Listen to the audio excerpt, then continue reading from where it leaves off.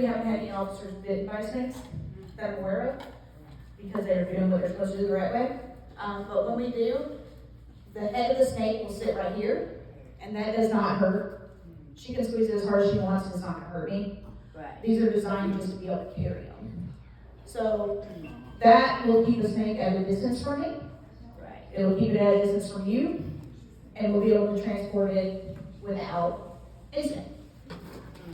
We do carry these buckets as well. If you ever see these, please don't touch it, because I can't promise you what's in it. Sometimes it's snakes, sometimes it's bats, baby raccoons.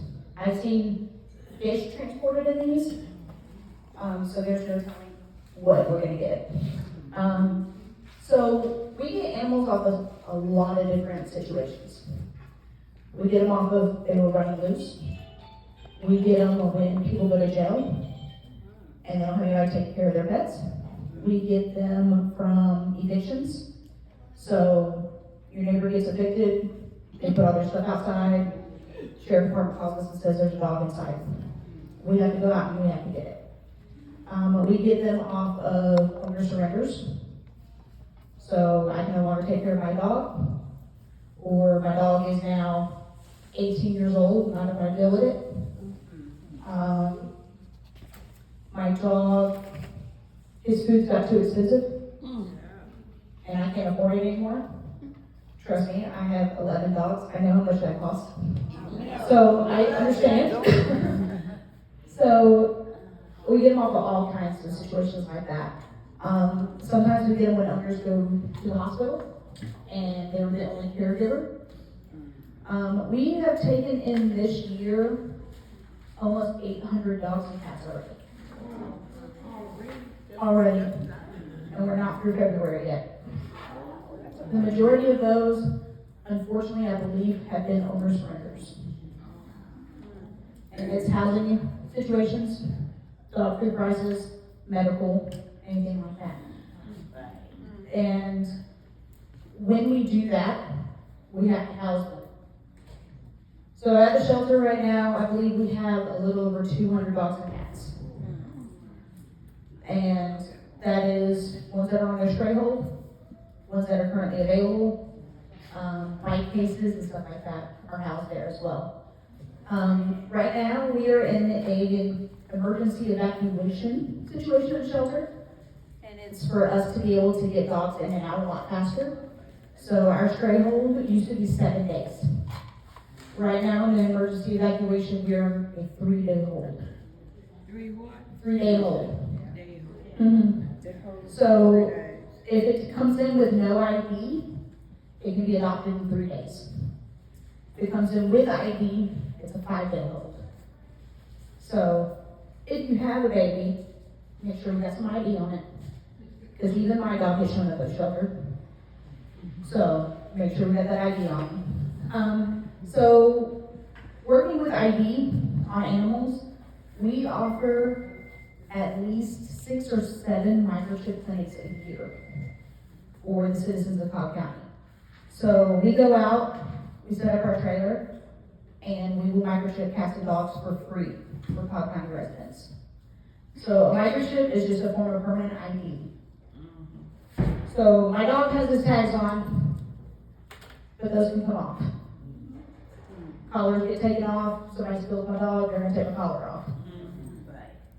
Microchips go under the skin. Do it hurt? It's like a shot. Most dogs don't react at all. Most cats don't react.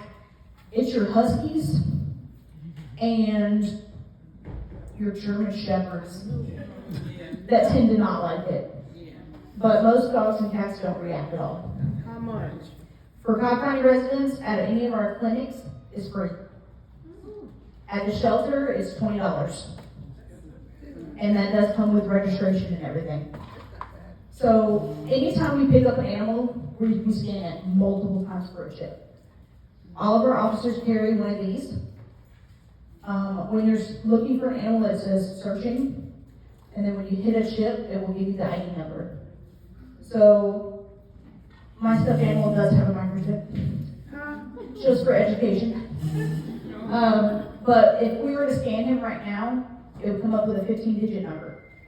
When I call that company and say, hey, we found this dog, they're gonna say it belongs to Cobb County Animal Services, because that one is registered to Cobb County. But if it goes to your pet, it will say your name, your phone number, your address, your email, alternate contact information, will show us pictures and everything. So microchips are always a good idea. If you don't have one, let me know, we'll hook you up. Even if it's not a microchip clinic, I'm sure I can get you a free chip, because that's my job. So we can always work around it. For senior citizens, adoptions are free. Wow, that's nice. But we do get all sizes of animals. So if you like little frou-frou dogs, we get I them. want a frou-frou dog. I don't either. If you want a Great Dane, I got one. I go reach into the spectrum. If you want a little fat pit bull hippo, I got her too. We get German Shepherds, we get Huskies, we get Malamutes, we get Dobermans, Rotties, Shih Tzus, all the time, Schnauzers. We just adopted out a giant Schnauzer, Chihuahuas. Wait a minute, did you say somebody just come got a giant schnauzer? Yes, ma'am. And we're looking for one. If you can think of a breed, odds are we have had it. And when we get them, they come in hordes. So we call them our waves. If we see a Doberman walk in, odds are we're going to have about 4 more in the next 3 weeks. It's just how it works. And Great Danes, the same thing. They come in groups. So, just the weight. Corsos. We get Corsos. We love our Corsos. Yes, ma'am. How many vicious dogs do you pick up? How many what? Vicious? So, in Cobb County, a dog has to be deemed vicious by a judge and by a safety board. I don't know the number of how many we have deemed vicious. Do you know either? There's not many that we have deemed vicious. We pick up aggressive dogs all the time. Vicious is a classification based on what they've done. Most of the time they have to have bitten in order to be deemed vicious. But yes, we deal with aggressive dogs all the time. All the time. So if those ones you adopt now? I will never adopt out an aggressive dog. So unfortunately with us, we are a open admission facility. So we do legally have to take in every animal of Cobb County. So if they are aggressive, if they are sick to a point we can no longer help them because we do have a vet on staff, or if we are out of space completely, we do have to euthanize. It's just the sad truth, unfortunately. We don't go based on breed. We don't truly go based on time. Anytime that we do have to euthanize, we do go through the entire shelter, looking at every animal in our care to make that decision. Imagine going around looking at 200 plus dogs to make that decision. How many dogs do you carry here? We can hold our capacity that we like to be at is 250, and that's dogs and cats. But I think if we had to, we can do 350. If we had to. We don't like doing that because that's when everybody gets sick.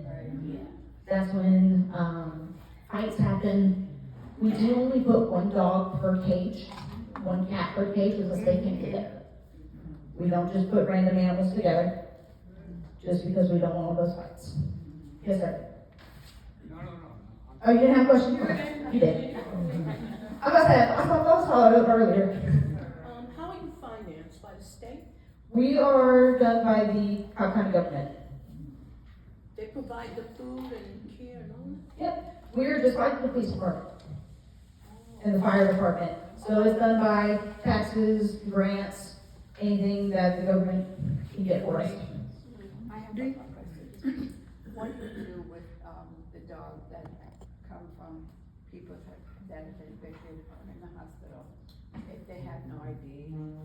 I mean, it's. So anytime we get that kind of situation, we're gonna have an owner. Because we got called out by police or a family member's called. So we'll have that information in most cases. And at that point, we reach out to them. They have a longer time at the shelter, like a 10-day hold. But other than that, if they don't come or they don't send somebody, we do have to put them up for adoption. Yes, ma'am. How would I, if I were to adopt a dog, how would I know that he's, trained or well managed? So, coming from a county shelter, unfortunately, you're not gonna get much of that information unless we know it. So, like Maya, we know she can sit, but she was a stray. If it's an owner surrender, I'm gonna have more information, because that owner gave me everything they knew about that dog. So we do get the ones that come in and they say, my dog knows how to sit, shake, lay down, housebroken, never had an accident before in his life. But when it comes to the strays, we're not gonna be able to tell you. We can tell you what we've observed. Like, her kennel's clean 98% of the time, odds are she's housebroken. Because if you think about an animal staying in kennel for 23 hours a day, there's gonna be an accident. Yeah, there's going to be. So we say anything that comes from the shelter, be prepared to do a little bit of housebreaking, just to get their minds back where they're supposed to be. So it's just, it's case by case with dogs. Most cats are gonna be litter box trained. They stay in a kennel with their litter box. So we get that down. But most of the dogs, it's hit or miss. Anybody else got another question? Yes, sir. Yeah, like say, my dog runs away. You pick him up. If animal services pick him up. How can I reclaim my dog? So, What if, do I go through? if you have ID on that dog, we're gonna contact you. We're gonna say, hey, I got your dog, I don't wanna take it to the shelter, can I meet up with you? Are you close, can I put it in your yard, can I, whatever I can do. If it ends up at the shelter, you can come down any day that we're open. We're open Tuesday through Sunday, 10:30 to 4:30. And walk in and say, hey, y'all have my dog, here's a picture. We'll take you back, verify that it's the same dog, and do a reclaim. Most of the time, our reclaims are $50. Most of the time. If it's the first offense, I don't want your dog, come get your dog. I promise you I don't want it. So we do our best to work around that fee. Now, if it has become a habitual offense, it is $100, second offense. And then at the discretion of supervisors, it can go up. So we try not to go that route. Once again, I will work as much as I can to give you your dog back. But I'm not a supervisor. So. What if you have, you capture a dog that barks a lot, non-stop, they just keep barking, what do you do? You bark and calm them down. With us, we're used to it. We hear barking all the time, so it doesn't really bother us. But if you do find a dog, I'm gonna use the word find. If you find a dog, you cannot keep it. What? You can't keep it? If you find a dog in Cobb County, legally, it has to come through the shelter. But if we don't call you. So that's where the fun comes in. So the issue there, if you get caught, You go to jail. it is considered stolen property. Oh, wow. Animals in Georgia are considered property. So if they are stolen, or if they are found and kept, unintentionally stolen, it is possession of stolen property. So we have to be called. What if you find find a dog and you bring it to the shelter, are they gonna charge you, like, to surrender it or whatever? No, right now we do have a program called a foster finder program. If the animal does not have ID, and that's the key point there, it has to come to shelter. It will get its vaccines, we'll rescan it for chips, look for any kind of identification, and then you can hold it at your house for 3 days. But that's after you do my paperwork. That says, I understand this is still up with Cobb County, you know, I can have it for 3 days, all this paperwork, and then you come back and you can adopt it. Most cases with foster finder, I ain't gonna charge you. It's been at your house. I haven't had to do anything to it. But like I said, we did the shots, we did the vaccines, we scanned it for a chip. We will put a chip in it at the adoption. We will spay and neuter it and get it ready. Could you repeat the part about the barking dog, cause it's against the law for a dog to constantly bark? And so you said the owner will get a fine. So in Cobb County, a dog cannot bark for a consecutive 15 minutes. So if I put my dog outside and he's a barker, because he probably is, one of mine, I know which one I'm talking about. I put him out and he barks when he sees the neighbor's dogs or the neighbors outside. If he barks for that 15 minutes and one of my officers is listening, that's where the other part is. So if we get a call about that, we send an officer out. They park away from the house, roll their windows down, van completely off, and they listen for 15 minutes. If they hear that and it continues, they will issue a citation. It's just a regular police ticket. Do they take the dog with them? We do not. I can't go to your yard or your neighbor's yard and take your dog. I'd have to be told by a judge to take your dog. Because property, right? So if it's barking, we're gonna do the tickets. They're gonna go to court. If it continues, that judge ain't gonna be happy. And then they'll make a decision there. Unfortunately, it doesn't fall on us for that. Yeah. I have a not anymore, got rid of Pomeranian, and he barked at everything that moves. That's Pomeranian. Cars, anything, right? I have one of those. I had to buy a device. There are devices where I would, different levels of stimulation, make them stop. It's not a shock. It is a frequency that will make them stop. And it works. I've seen it. And it's not a cruel device. It's used properly. Any device like that, or even a shock collar, or a prong collar, or anything like that, they're not bad devices if used properly. Because they are designed for the training of that animal. So if it's done right, it's not cruel, it doesn't hurt them. It scares the mess out of them. Because before I put a bark collar on one of mine, I put it on my neck to see what it did. Because I ain't gonna do it to my baby unless I know what it's gonna do. And it scared the mess out of me. It didn't hurt, but it will get your attention. But the frequency thing, of course, it's not gonna mess with us, because my hearing's not as good as a dog's. But it does definitely help with barking. Anybody else?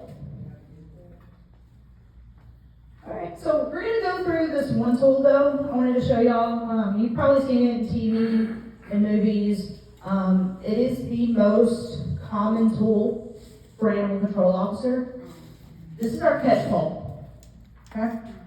It looks scary. TV's made it look scary. It's really just an expensive metal leash. That's all it is. So, because if I have a regular leash and I'm going after a dog who's trying to attack you, that leash is not going to help me. Okay? This one gives me length on my arms, and it will put distance between the dog and you. So, with our catch pole, if I'm going into a situation where this dog is actively attacking, or actively attempting to attack, we have to go really fast when opening this. And we grab this first tool we will grab. It is not to hit the dog. It is literally to catch the dog. So at the end of our pole, we have a little knob that we pull, and that will make that string go all the way to the end, and then we're able to put it around our dog. So that red piece that you see, that's a bite card. I would rather the dog bite that than to bite me or you. It is rubber around the metal, and majority of the time, it's not going to do any damage, but if the dog's going crazy enough, he's going to probably break a tooth. But once again, I'd rather bite that than bite one of us. So this is only used on dogs who are aggressive. I'm not putting the cute little barking Pomeranian on it. The evil little Chihuahua ain't going on it, because I just picked him up too. The big beast of a Great Dane that just walks up and is like, hey, how's it going? Just gonna use a regular leash. But we will use this on any aggressive dog. Now, in my almost 11 years with animal control, I've only seen one dog break this. What kind of dog was it? Pit bull. No, he was not. He was a boreal, What? an African Mastiff. He was 215 pounds, highly aggressive. So he was not nice, but he broke that. No, he had bitten somebody, so we had to get him. So he ended up on 2 catch poles that day. But we'll show you how this works though. After we open it up, we'll put it around the dog. We'll show you on top because he doesn't care. Yeah. So it goes around the neck like that, and we tighten it just a little bit. I'm not going to overly tighten it. Your dog would let you do that. So not that easily, no. There's some maneuvering we got to do. Unfortunately, I don't have the mechanical one, or they're really cool. But most of the time, if they're scared aggressive, because that's a thing, they're going to back into a corner because they're scared. So most of the time I can get them this long. They may lunge at me a little bit and go at the pole, but I can usually get it on them. Now a truly aggressive dog, that takes some time.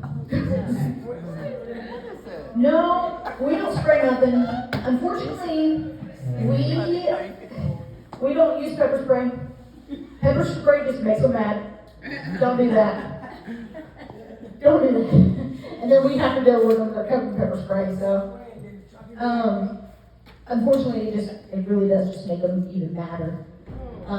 But we've learned through lots and lots of cases on how to handle aggressives, and we just learned how to handle it. And we figured out how to use the pole with them. Our training is all done in the field. So we don't come in with experience, most of us. We learn how to use that pole, and we go out and we learn by doing. So, I mean, odds are we get bitten at some point. In the 11 years I've been there, I've probably been bitten about 6 times. Cats, dogs, most of the time it's the small dogs. It's always the small dogs. But we learn how to deal with it, learn how to handle those animals, because we would rather handle them than y'all. You're welcome. You're welcome. But we also come prepared with tools. So, I mean, we have special gloves that we wear that are, the inside is lined with Kevlar to help protect from teeth. The same thing that's in bulletproof vests are in our gloves. Cat teeth can still get through it every now and then. But most of the time, those leather gloves protect us pretty well. And of course, if we're dealing with birds of prey, we have these. Do you have cats to scratch you? I have had cats scratch me.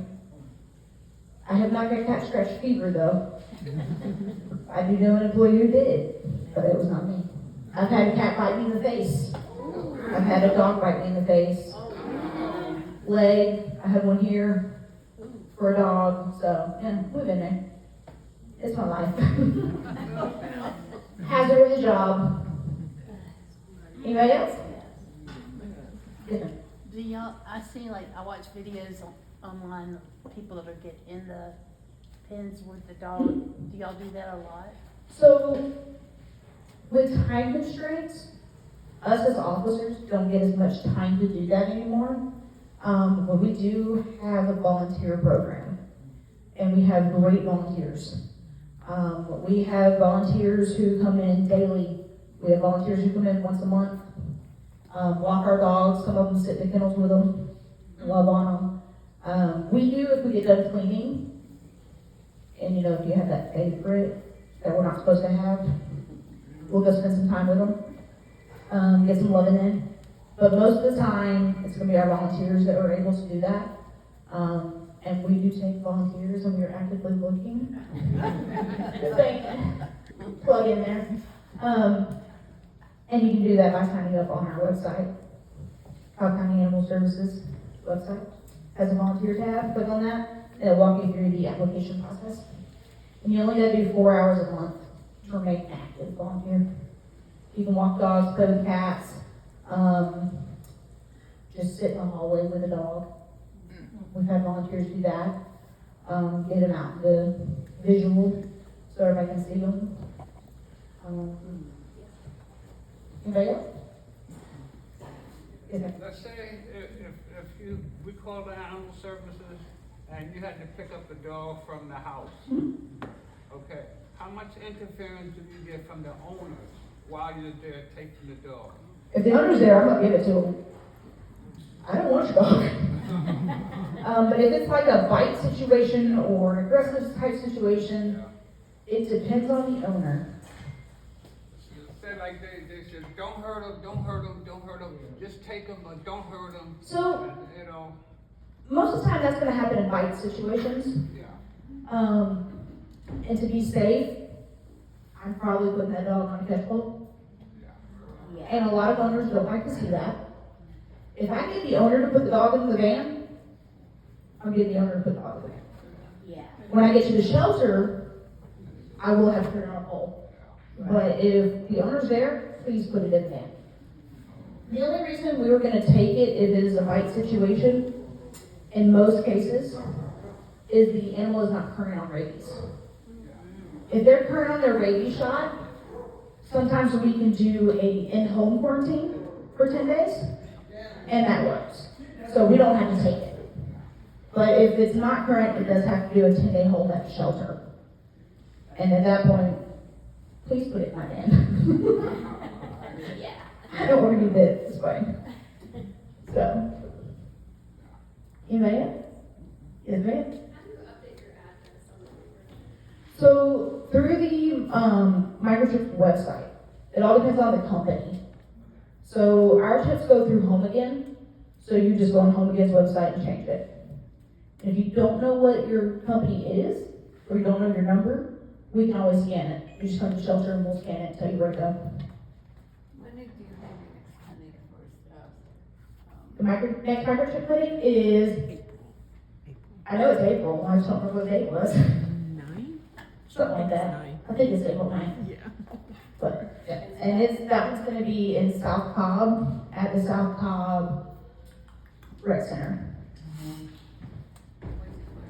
It's down off of, what road is that? No, you shoot down all the way down Floyd, Factory Shoals. It's over off of Factory Shoals. And then, we have them in every district of Cobb though.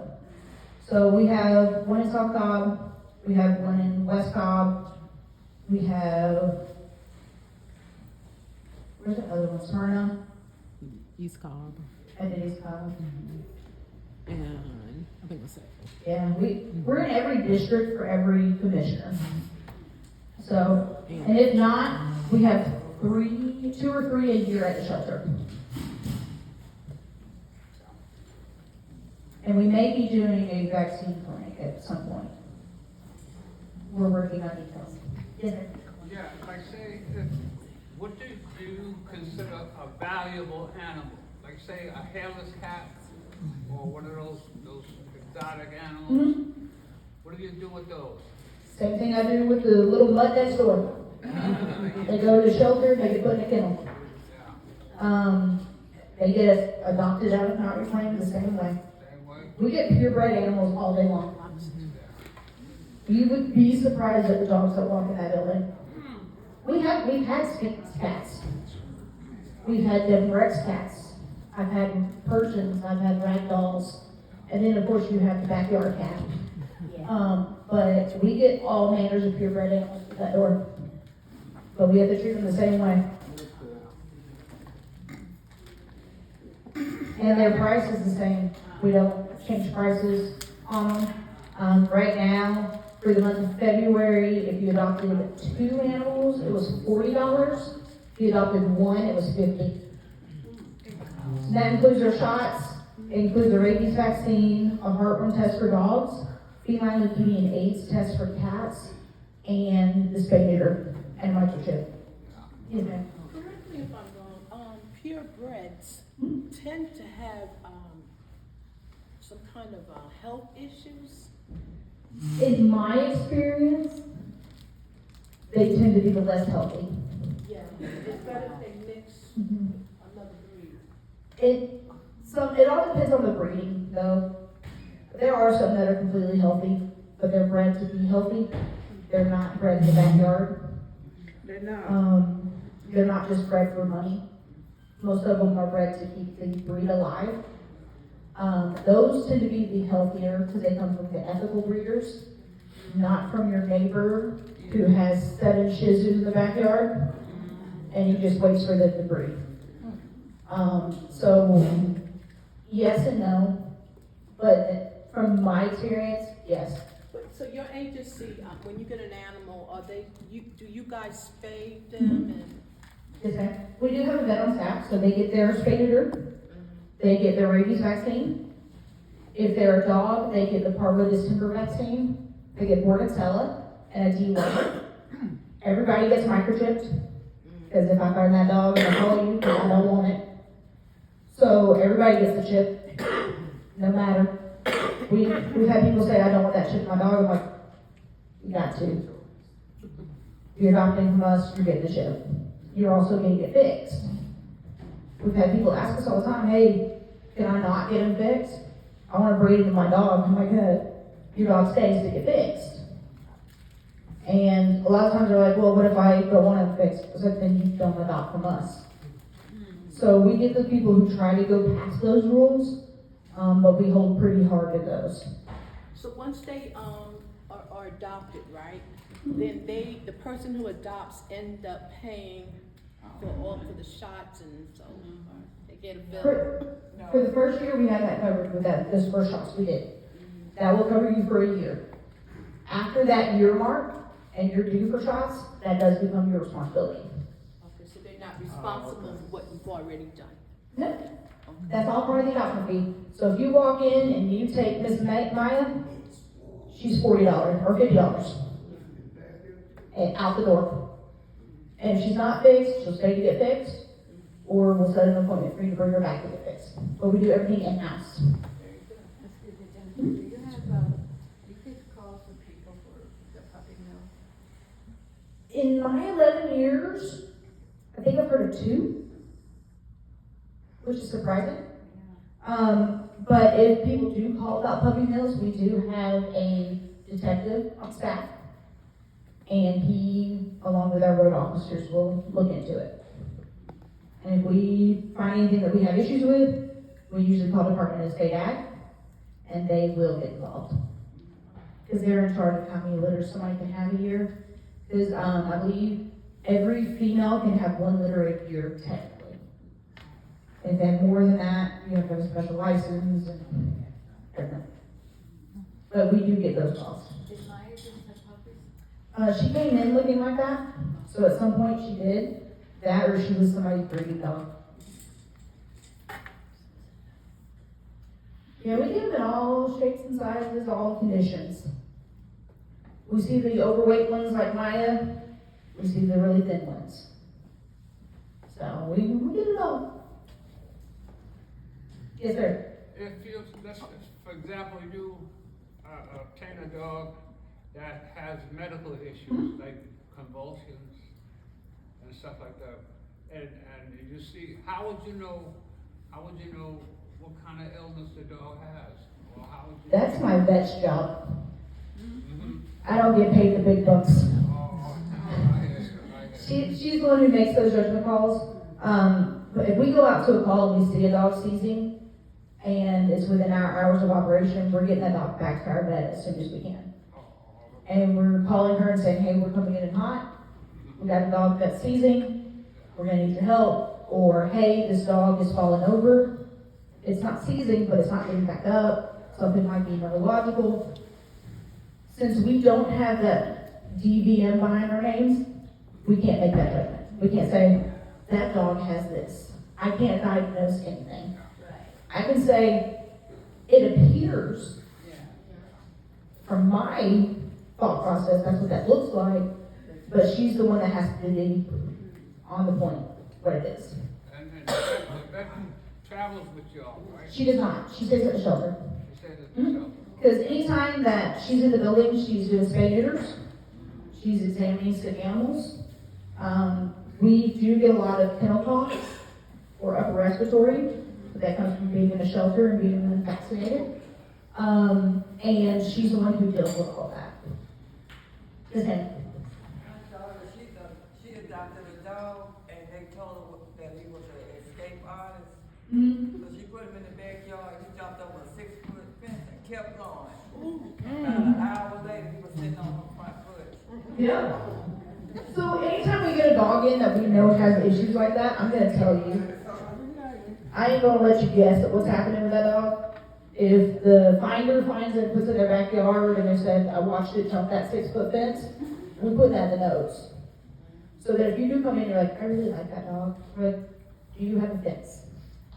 How big is that fence? Keep the dog on a leash. He jumps fences. If you're out there, if he's outside, be outside with him. The other thing in Cobb County is you cannot tether your dog. So you can't put the stake in the ground with a chain. You can't do runners unless you're outside with them. Oh, okay. If you're outside with them, it's perfectly legal. But if you go inside, you've now crossed that line. So it's just the law that came into effect about 3 years ago, I think, that you can't do that anymore. All right, anybody else before we gotta go? Because I know it's almost time for y'all to go too. We're getting there. What about the cat there? That looks real sweet. This is Countess. It does. Yeah. She is just to show how we use 2 of our tools. We just did those 2 tools. This one right here is our cat nabber. That's what it's called, is a cat nabber. And it's to catch cats that are trying to bite or running around, but only if they're inside. Outside cats we don't come to. That falls under wildlife. Because we would be chasing cats in Cobb County all over if we went that route. So that's our cat nabber. We also have cat tongs that we use. But no, these are just my education animals. I take them into schools since I can't take real dogs, cats, and this just helps them understand how my tools work. Can you adopt cats? I'm sorry? Can you adopt cats? Yes, ma'am. I give you a rabbit if you want one. Oh. A rabbit? I think they got like 7 in right now. Oh, rabbit. I got some guinea pigs too. No, they're gone. Guinea pigs are gone. Oh, they are? Yeah. Okay, I think they left yesterday. But yeah, you'll never know what is in our building.